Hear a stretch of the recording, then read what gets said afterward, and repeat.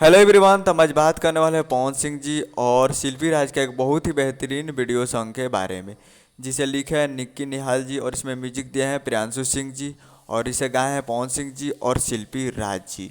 और full video song ये release होने वाला है और ये बहुत ही बेहतरीन टाइटल रखा गया है, जो कि आपको स्क्रीन के ऊपर दिखाई दे रहा है। जिस सॉन्ग का टाइटल है घाव दे दे बे, जो कि इसे कमिंग सून है और बहुत ही जल्दी आने वाला है। और इसे वीडियो सॉन्ग में है पवन सिंह जी और शिवाली राजपूत जी।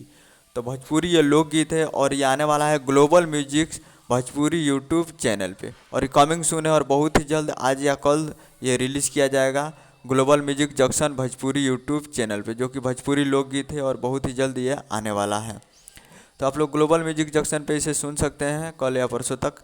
तो जाइए और जाकर ग्लोबल म्यूजिक जंक्शन पे सुनिए और प्यार दीजिए। उम्मीद करें वीडियो अच्छा लगा तो चैनल को सब्सक्राइब करें, बेल आइकन पर शेयर ताकि ऐसे खेसारी लाल यादव जी और पवन सिंह जी का लेटेस्ट न्यूज लाते रहें। मिलते हैं अगले वीडियो में, तब तक के लिए जय हिंद, जय भोजपुरी।